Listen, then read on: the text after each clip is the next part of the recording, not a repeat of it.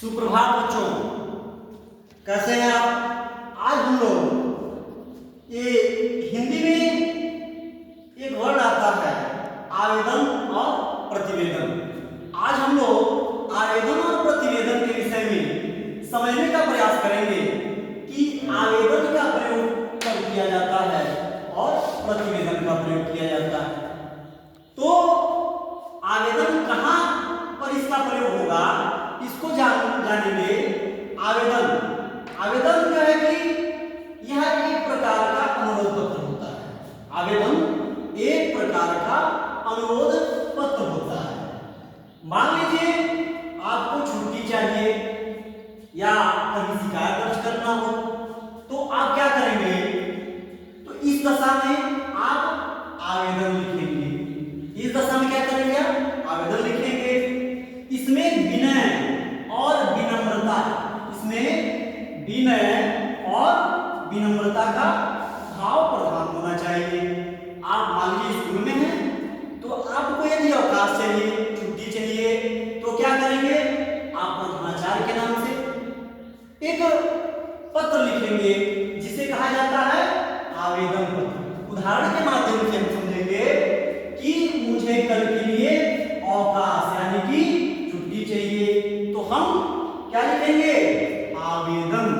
हम लिखेंगे आवेदन। और यही जो है उसके उलट एक शब्द आता है प्रतिवेदन। प्रतिवेदन को हम समझेंगे। प्रतिवेदन का प्रयोग कब होगा, तो प्रतिवेदन यह एक अंग्रेजी शब्द है जिसको रिपोर्ट कहा जाता है। यह एक अंग्रेजी शब्द है जिसे रिपोर्ट कहा जाता है।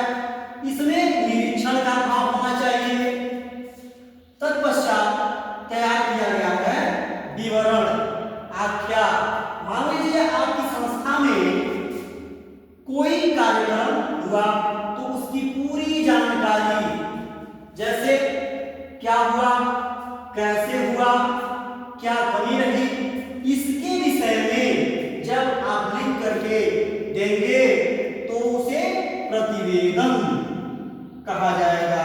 इसमें तटस्थता, यह भाव क्या है, तटस्थ होनी चाहिए और स्पष्ट होनी चाहिए।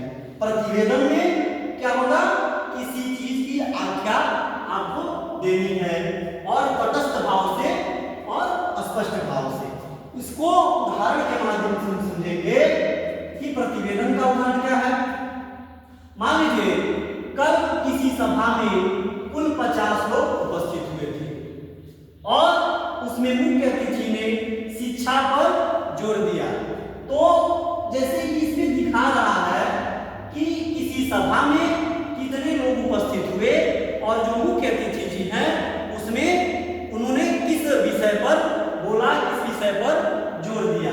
तो आवेदन और प्रतिवेदन के माध्यम से हम लोगों ने समझा कि आवेदन का प्रयोग कहाँ और कब किया जाए और प्रतिवेदन का प्रयोग कब और